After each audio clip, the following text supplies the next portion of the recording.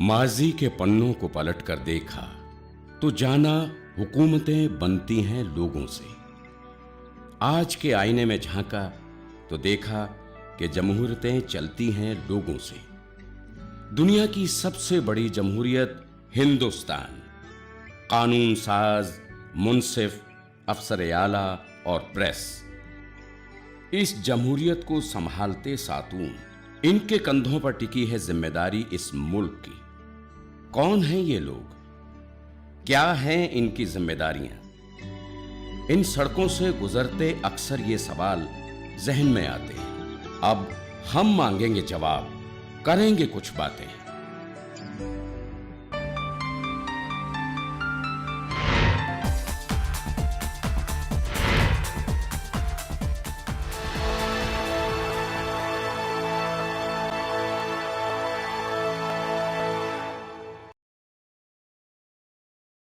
आदाब नाजरीन, उर्दू हाट टॉक में आप सभी का इस्तकबाल है। मैं हूं आपके साथ बुशरा खानम फहद। नाज़रीन, जैसा कि आप जानते हैं कि इस प्रोग्राम के ज़रिए हम आपकी मुलाकात करवाते हैं उन शख्सियात से जो हमारे मुल्क के लिए अहमियत रखते हैं, जो हमारे मुल्क को बनाने में अहम किरदार निभा रहे हैं, जैसे हमारे मुल्क के सियासतदान, कानून साज और सहाफ़ी। और आज इसी कड़ी में हम आपकी मुलाकात कराने जा रहे हैं culture, tourism and civil aviation minister Mahesh Sharma ji से। महेश जी, बहुत बहुत इस्तकबाल है आपका हमारे प्रोग्राम में। शुक्रिया। तो आपके पास एक नहीं बल्कि तीन मिनिस्ट्रीज़ का आपके ऊपर भार है। तो मैं आपसे जानना चाहूँगी कि सबसे पहले जब हम बात करते हैं एविएशन मिनिस्ट्री की, जब हम बात करते हैं तो किस तरह से ये फंक्शन करती है और किस तरह से इसकी बेहतरी के लिए आप काम कर रहे हैं? देखिए, आज के बढ़ते युग में जब विश्व को हम एक ग्लोबल गाँव कहते हैं, कनेक्टिविटी का बहुत बड़ा महत्व है। बिल्कुल। और ख़ास तौर पर अंतर्राष्ट्रीय नहीं, डोमेस्टिक कनेक्टिविटी का भी बहुत बड़ा महत्व है। चाहे हम अपनी भारत की संस्कृति को कहीं ले जाना चाहें, पर्यटक की दृष्टि से एक दूसरे के देश के कोनों में जाना, विश्व में जाना, और उसमें मैं समझता हूँ सिविल एविएशन जो हमारी मंत्रालय है, इसके 4 कंपोनेंट हैं। उन 4 कंपोनेंट में सब लोग मानते हैं कि शायद सिविल एविएशन मंत्रालय का मतलब एयर इंडिया जी। हमें जब किसी से फ़ोन आता है तो साहब वह एयर इंडिया की फ़्लाइट लेट थी, ये था होता, बल्कि एयर इंडिया तो हमारा उसका एक कंपोनेंट है। उसके साथ है हमारे पास एयरपोर्ट अथॉरिटी, जिसमें पूरे देश के हम करीबन जो 112 एयरपोर्ट्स हैं, जिसमें से 80 एयरपोर्ट्स अभी फंक्शनल हैं, उनको मैनेज करते हैं। Director general of civil aviation, जिससे पूरा नेविगेशन सर्विसेज हैं, पवन हंस है। तो इस तरह की बहुत सारी bureau of civil aviation security है। ये 4-5 कंपोनेंट मिलकर हमारा सिविल एविएशन मंत्रालय बनता है जी। और जिससे राष्ट्रीय और अंतर्राष्ट्रीय कनेक्टिविटी को हम लोग कंट्रोल करते हैं। और उस सब के ऊपर हमारी एक एजेंसी होती है ICAO, international civil aviation organisation, जो समय समय पर अपनी गाइडलाइंस डिफाइन करती है। अंतर्राष्ट्रीय नियमों से हम सभी लोग जो उससे बंधे हुए होते हैं। मैं समझता हूँ आज के इस युग के अंदर इस मंत्रालय का महत्व इसलिए भी बढ़ जाता है कि अगर हम एक दूसरे को जाने पहचानेंगे नहीं और एक दूसरे की संस्कृति को, एक दूसरे के व्यवसाय में हमें पार्टनर नहीं बनेंगे, तो इस मंत्रालय का बहुत बड़ा महत्व है।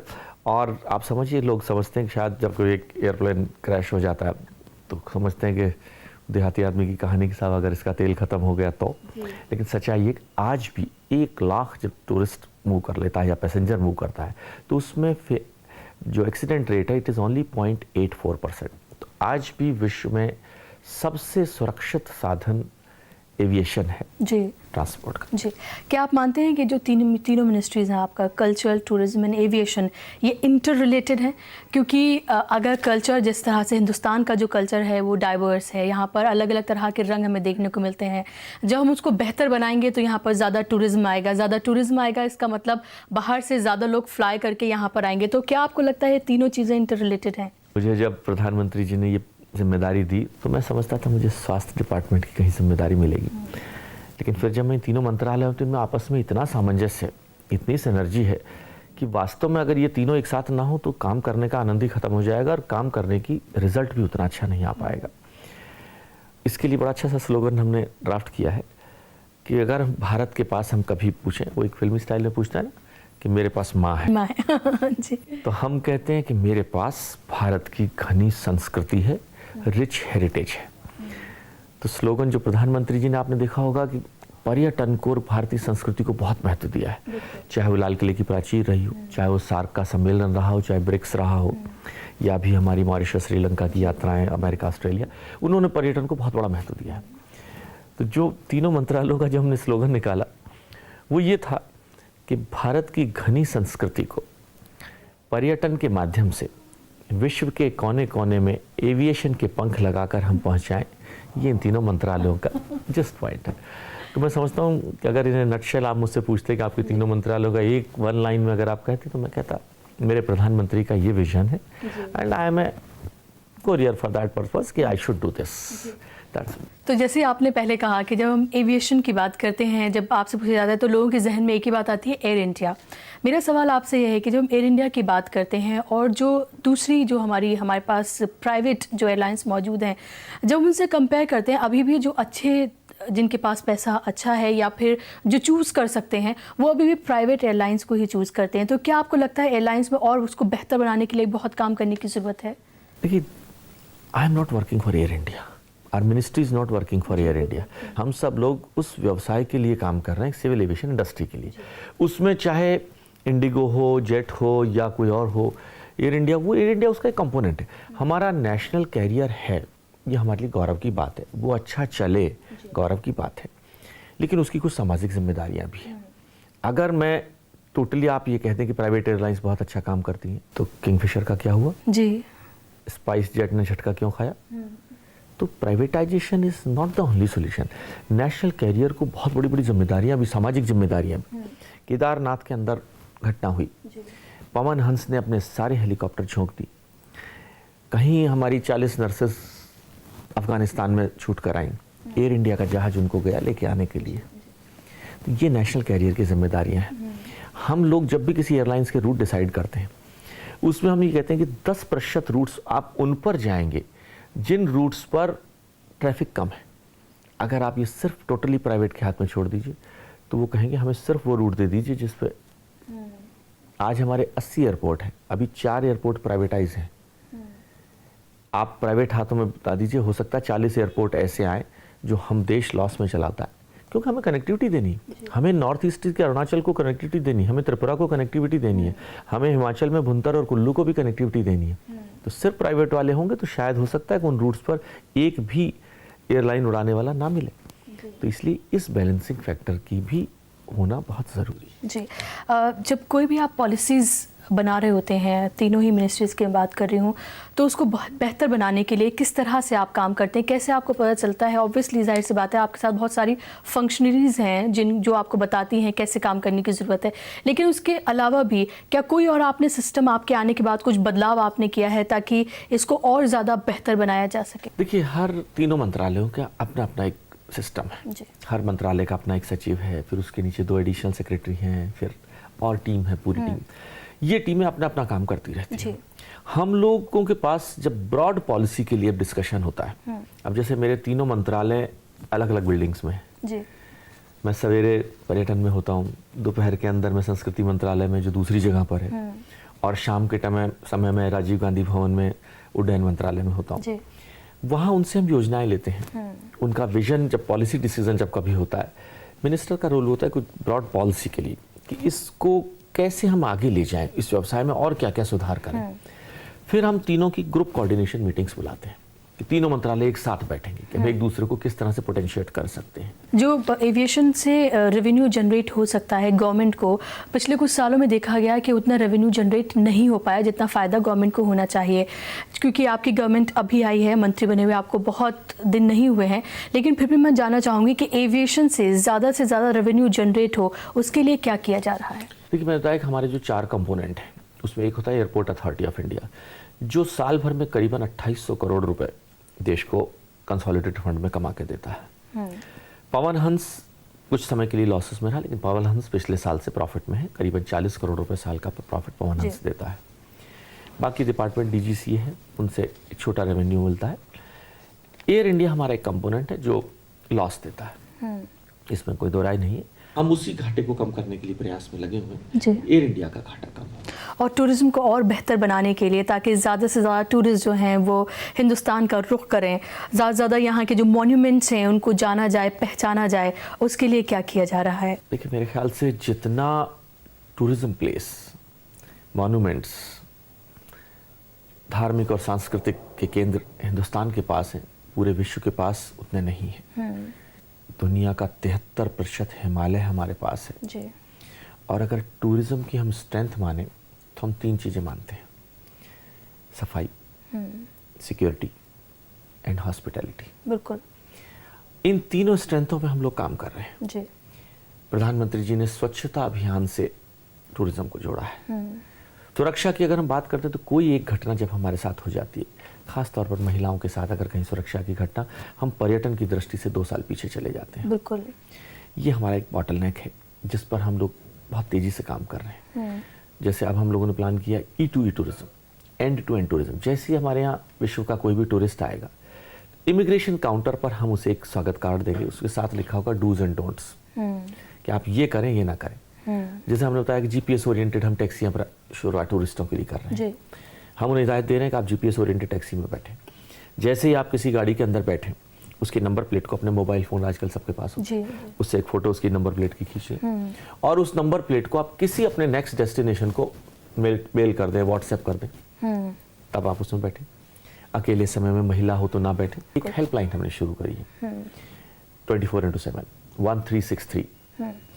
अगर कोई कहीं कोई टूरिस्ट अगर कहीं गर्दिश में है, कहीं दिक्कत में है, तो वो उस पर कॉल करे, उसको हेल्प मिलेगी। अभी ये 2 भाषाओं में है। हमारा प्रयास है कि ये करीबन 12 भाषाओं में हो जाए शुरू, ताकि एक जापानी टूरिस्ट, चाइनीज़ टूरिस्ट अगर दिक्कत में हो तो उसे जापानीज़ टूरिस्ट में हम इसको कॉल सेंटरों से लिंक कर रहे हैं। ये एक हमारा प्रयास है एंड टू एंड टूरिज्म का है कि अगर मान लो बुद्धिस्ट सर्किट का हमारा टूरिस्ट आता है, वहाँ से हम एक सुरक्षित माध्यम, चाहे वो ट्रेन हो, टैक्सी हो या एरोप्लेन हो, उससे हम अगले डेस्टिनेशन तक ले जाएं, उससे फिर हम अगले डेस्टिनेशन और वापस में उसको सकुशल वापस छोड़ दें। ये हमारी योजना है जिससे हम टूरिज्म को बढ़ावा देने का हम प्रयास कर रहे हैं। जी। और अब बात करते हैं कल्चर की बात करते हैं, तो जब हम कल्चर देखते हैं तो हमारे हिंदुस्तान में अलग अलग मज़हब हैं, इनके अलग अलग त्यौहार होते हैं जो सब मिलजुल कर मनाते हैं और सब एक दूसरे को किस तरह से सेलिब्रेट करते हैं, मुबारकबाद पेश करते हैं। लेकिन अभी भी ये देखा जाता है कि जिस तरह से जो दूसरे मुल्क हैं जिन्हें हमारे कल्चर के बारे में ज़्यादा पता होना चाहिए था, उतना नहीं हो पा रहा है, अभी उतने पैमाने पर मार्केटिंग नहीं हो पा रही है। तो क्या उसके लिए भी कोई कदम उठाए जा रहे हैं? देखिए, ये हमारी खूबसूरती है कि जिस गंगा जमुनी तहजीब की हम बात करते हैं जी, वो अगर कहीं है तो हमारे इस देश में जी। बिल्कुल बिल्कुल, कोई दो राय नहीं। धर्म, इतनी जातियाँ, इतने आर्थिक स्तर में जमीन आसमान पर रहने वाले लोग, और उसने कहा दिल्ली से गुवाहाटी में तक एक और मेरा भारत देश एक। जी। इन सबको बांध के रखना, मैं समझता हूँ पूरा विश्व भी आश्चर्यचकित है कि इतनी सारी व्यवस्थाओं के साथ ये देश एक है, आगे बढ़ रहा है, विश्व गुरु बनने की ओर अग्रसर है। उसके पीछे अगर कोई बाइंडिंग फोर्स है, कोई फेविकॉल है, जी, तो ये हमारी संस्कृति है। बिल्कुल। जिसमें हम सैकड़ों सालों से साथ रह रहे हैं, हिंदू, मुस्लिम और सिख, ईसाई, और इतनी सभ्यताओं के साथ रह रहे हैं, और बल्कि एक रोल मॉडल बन गया है हिंदुस्तान पूरे विश्व के सामने कि किस तरह हम साथ रहकर आगे बढ़ सकते हैं। लेकिन मैं कहूँगा अगर हमारी इस कल्चर को हम प्रमोट करें, प्रोपेगेट करें एंड प्रिजर्व करें, इन तीनों का अगर कोई सबसे बड़ा संवाहक है, अगर कोई मैसेंजर है, अगर कोई एम्बेसडर है, तो हमारे देश के प्रधानमंत्री हैं। जी। उन्होंने जहाँ जहाँ विश्व के कोने में वो गए, उन्होंने अपनी भारतीय संस्कृति की बात की। जी। और मैं समझता हूँ कि जिस योगा को, जिसकी शुरुआत भारत देश से हुई, आज विश्व के 173 देश मात्र 2 महीने के समय पर योगा की पहचान की अंतर्राष्ट्रीय स्वीकारता बन गई। आज पूरे विश्व ने माना कि योगा भारत की देन है, और इसके लिए हम 21 जून को, आने वाले 21 जून को हम एक विश्व योगा दिवस के रूप में बनाएंगे। मैं समझता हूँ ये बहुत बड़ी शुरुआत है और भारत की संस्कृति को पूरे विश्व का सलाम है। जी बिल्कुल। महेश शर्मा जी, जब हम बात करते हैं मेक इन इंडिया की, जब हम बात करते हैं और जब हम एविएशन की बात करते हैं, तो जाहिर सी बात है FDI की बात होती है, और FDI में किस तरह से दूसरे ममालिक के जो इन्वेस्टर्स हैं वो यहाँ पर आ पाएँ, उसके लिए मेक इन इंडिया का जो प्रोजेक्ट है उसके लिए एविएशन को कितना अलग तरीके से तैयार किया जा रहा है? देखिए, पिछले दिनों से बहुत सारे इल्ज़ाम लग रहे थे कि हम अपने आप को कहीं चाइना के हाथों में, कहीं दुनिया के हाथों में अपने आप को बेचे जा रहे हैं, ये देश बड़े बड़े उद्योगपतियों के हाथों में। जो हमारा कॉमन क्राफ्ट्समैन, जो हमारा कॉमन फोक, हमारी ट्रेडिशंस, कहीं भदोही का कारपेट, ये हमारी स्ट्रेंथ होती थी। जी। आज उस स्ट्रेंथ के लिए प्रधानमंत्री जी ने दोबारा से इस बात को दोहराया है कि हम इसको ताकत दें कि मेक इन इंडिया कार्यक्रम को अगर विश्व के किसी कोने के अंदर आपने देखा होगा हमारे जितने एमओयूज अब बनने लगे हैं, उनमें शुरुआत के दिनों में हो सकता है हम ये कह दें कि हम फलां का हवाई जहाज खरीद लेंगे, फलां की टेक्नोलॉजी ले लेंगे, लेकिन एंड ऑफ द डे के अंदर हम उसको चीज़ को वापस भारत की धरती पर बने, भारत के कामदार उसमें काम करें जी। तो मैं समझता हूँ इसकी एक अच्छी शुरुआत हो चुकी है और लोगों ने माना है जी। कि भारत की धरती कंड्यूसिव है इस काम करने के लिए। तो मैं समझता हूँ कि अच्छी शुरुआत है। जी बिल्कुल। और इसके अलावा अगर हम बात करें कि आपका जो एविएशन की बात करें, कल्चर की बात करें या फिर टूरिज़्म की बात करें, ये तीनों मिनिस्ट्री जो है वो आम जो इंसान होता है उससे सीधे तौर पर जुड़ी हुई हैं, तो उसको किस तरह से इस मिनिस्ट्री से और फ़ायदे हो सकते हैं और जो पीपल्स जो पॉलिसीज़ होती हैं वो किस तरह से और बनाई जा रही हैं? देखिए कई बार हम सोचते हैं कि सिविल एविएशन शायद लखपति करोड़पति लोगों का साधन बना है जी। आज उस मिथ्या को तोड़ा है। आज एक कॉमन मैन अगर 2 महीने पहले बुकिंग करा दे तो 1,800 रुपए के अंदर एविएशन की यात्रा करता है, वरना शायद लोगों का जिंदगी में सपना होता था कि मैं कभी हवाई जहाज में बैठ जाएं। जी। कल्चर मंत्रालय लोगों को समझ में नहीं आता कि है क्या ये, लेकिन सच्चाई पूछो तो उस कल्चर के पीछे जो हमारी स्ट्रेंथ है वो क्या, मणिपुर के कोने में जानने वाला एक डांसर, कहीं बांस की टोकरी बनाने वाला जम्मू कश्मीर के जगहों से बनाने वाला कोई आर्टिस्ट, कहीं पेंटर, जी। ये सब ने मिलकर भारत की संस्कृति को बनाया। तो हमारा मंत्रालय उनको पहचान देता है। जी। आप समझिए करीबन 600 स्कॉलरशिप्स 5,000 रुपये महीने से लेकर 20,000 रुपये महीने की हम उन आर्टिस्टों को देते हैं जो गरीब वर्ग से हैं, जो अपनी कला को शेप नहीं कर पाए, जो अपनी कला को आगे नहीं बढ़ा पा रहे हैं, हम उसे हेल्प करते हैं, हमारे मंत्रालय उसको हेल्प करता है। जी। नॉर्थ ईस्ट स्टेट में कहीं फेयर होना हो, कोई फेस्टिवल होने हो, हमारी ट्रेडिशंस को मेंटेन कर लेके हम उनको प्रिजर्व करते हैं। तो ये संस्कृति मंत्रालय की रही। और पर्यटन की अगर महत्वता अगर इकोनॉमी में शायद किसी ने सोचा नहीं होगा कितनी होती होगी। आप सोच सकते हैं कि हम पूरे विश्व का सिर्फ 1% भी टूरिज्म अपनी तरफ नहीं ले पाते हैं। Not less, not even 1%, only 0.64% of world tourism सिर्फ हमारे पास है, लेकिन उतने मात्र से हम 1,07,000 करोड़ रुपए की विदेशी मुद्रा देश के लिए पर्यटन के माध्यम से कमाते हैं, जो पूरे देश का 6.88% जीडीपी के बराबर है। तो आप समझ सकते हैं इसकी रोजगार में लगभग 12.36% डायरेक्ट और इनडायरेक्ट एम्प्लॉयमेंट रोजगार पर्यटन की दृष्टि से मिलता है। कुछ नए एयरपोर्ट्स लाने का भी आपका प्लान है, उसके बारे में आप बताएं। कुछ नए एयरपोर्ट्स हैं जो प्लान्ड हैं, जो आने हैं, क्योंकि यहाँ पर अभी भी बहुत सारी ऐसी जगहें हैं जो नई जगहें बसी हैं जहाँ पर एयरपोर्ट्स की फैसिलिटीज़ नहीं है, वो आना बेहद ज़रूरी है। तो जेवर जो है शायद का जो एयरपोर्ट है वो आपके जहन में भी प्लान है, इसके अलावा भी कुछ और आप प्लान कर रहे हैं? देखिए ग्रेड बी और सी कैटेगरी की हमारी सिटी है जी। ए कैटेगरी की सिटी में लगभग सब में एयरपोर्ट्स हैं, कुछ जगह नहीं है। खासतौर पर हिमालयन स्टेट्स और नॉर्थ ईस्ट स्टेट में कनेक्टिविटी बहुत पुअर है जी। वहाँ पर जगह उपलब्ध भी कम है, वहाँ के एयरपोर्ट्स लाना। आपने जिस जेवर एयरपोर्ट की बात करी, दिल्ली की 1,60,00,000 जनता है, आसपास के क्षेत्र मेरठ से लेकर उधर राजस्थान के अंदर तक, हरियाणा में कोई एयरपोर्ट नहीं है। बिल्कुल बिल्कुल। लगभग 5 करोड़ की जनसंख्या को ये एयरपोर्ट सर्व करता है। समझता हूँ इस वक्त हमारे पास लगभग 2,200 एकड़ जमीन जेवर में उपलब्ध है। तो दिल्ली के एयरपोर्ट को हमें कहीं ना कहीं एनसीआर में ले जाना पड़ेगा, तो कहीं ना कहीं बनेगा वो। आपको पीपल्स मैन भी कहा जाता है, आप इस बात से कितना इत्तेफाक रखते हैं? कहा जाता है कि आपके यहाँ से कोई खाली नहीं जाता, आप हर किसी से मिलते ज़रूर हैं, बात भी ज़रूर करते हैं, और इसीलिए बिना झिझक जो है वो लोग आपके पास आ जाते हैं। देखिए मैं एक मध्यम वर्गीय किसान परिवार से आता हूँ। 10वीं क्लास तक की शिक्षा मैंने राजस्थान के रिमोट गाँव में पाई, जहाँ मेरे घर से 8 किलोमीटर दूर स्कूल था। पिताजी शिक्षक थे, मैंने उस दर्द को समझा। और तो मैं समझता था कि जब कोई मेरे पास व्यक्ति आते थे, और आज से 25 साल पहले की मैं इसका ध्यान रखूं, तो मुझे उसका दर्द ध्यान आता था। और अगर आप मुझसे एक शब्द में अपनी ज़िंदगी का जिस्ट पूछना चाहें कि मैंने अपनी ज़िंदगी में किस विषय पर क्या पाया, तो एक शब्द था, एक एम्पैथी, दूसरे के जूते में अपना पाँव डालना। बिल्कुल। मैं हर स्थिति को, इसमें मुझे हर बात का जवाब मिल जाता था। ये चीज़ें थी जो दूसरों का दर्द समझते समझते आप लगभग 30 वर्ष इस पेशे में हो गए जी। और फिर इस सामाजिक राजनीतिक जीवन में जी। इस चीज़ ने मुझे बहुत मदद भी करी और दुनिया को समझने का बहुत अच्छा मौका मिला। और तीसरा, मुझे एक आत्मसंतुष्टि भी मिली। अगर ऐसा करने से मुझे खुशी मिलती है तो मैं क्यों ना करूं। जी। That was my. और हमारे सेगमेंट का ये हिस्सा है जहां हमारे पास लोगों के ख़त आते हैं और वो सवाल पूछते हैं। तो आपके लिए ख़त आया है हमारे पास साक्षी का, नोएडा से।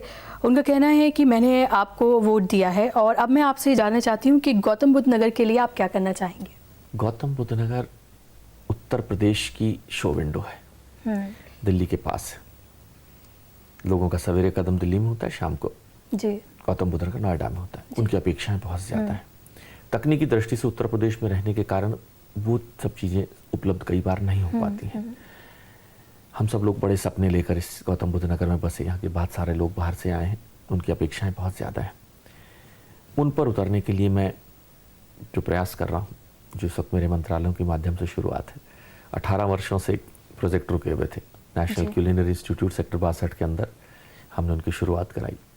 अपने नोएडा को हम एक स्वच्छ नोएडा बनाएं, प्रोग्रेसिव नोएडा बनाएं और इसे अंतर्राष्ट्रीय पर्यटन स्थल पर लेकर जाएं।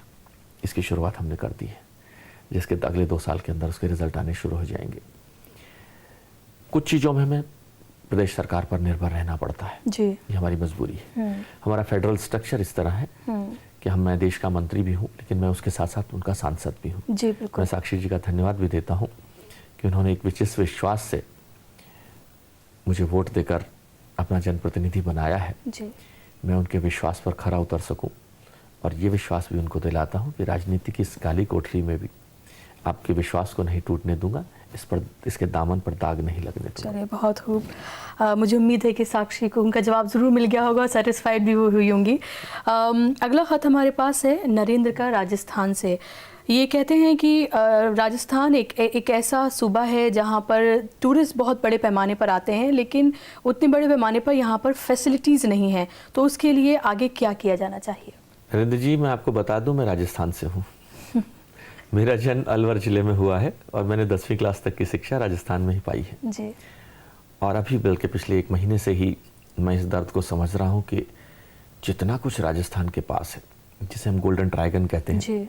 आगरा, जयपुर एंड दिल्ली, उसका हम 25% पोटेंशियल भी नहीं एक्सप्लोर कर पाए हैं। और राजस्थान टूरिस्टों का एक डेस्टिनेशन भी है और चॉइस भी है जी। हर पर्यटक वहाँ जाना भी चाहता है। वहाँ के किले, वहाँ की झीलें बहुत खूबसूरत, जितना कलरफुल है वो, कलरफुल है जी। तो मैं समझता हूँ राजस्थान टूरिज्म में बहुत कुछ किया जाना, उसकी कनेक्टिविटी और सब चीज़ों को माध्यम से देखकर हम उस विषय में बहुत तेज़ी से काम कर रहे हैं और उसके रिजल्ट आएंगे जी। और आखिर में मुख्तसर अल्फाज में आप जो लोग आपको घर बैठे देख रहे हैं, उनको आप क्या मैसेज देना चाहेंगे, क्या कहना चाहेंगे उनसे आप? देखिए, जिस देश के हम वासी हैं, मेरे से जो 3 मंत्रालय जुड़े हुए हैं, हमारी स्ट्रेंथ है हॉस्पिटैलिटी, अतिथि देवो भव। मैं समझता हूँ हम पर्यटक मित्र पैदा करें अपने लोगों के बीच से जी। कि आने वाले मेहमान को हम एक इस भाव से उसका सम्मान करें। मैं समझता हूँ ये बहुत बड़ी स्ट्रेंथ है हमारी जी। और इस स्ट्रेंथ के पोटेंशियल को हम उपयोग करें जी।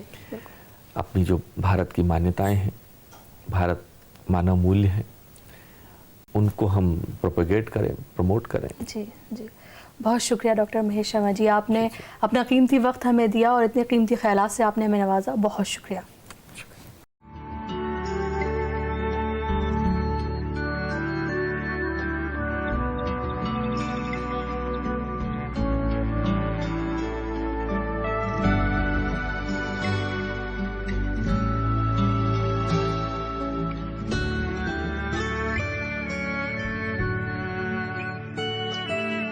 you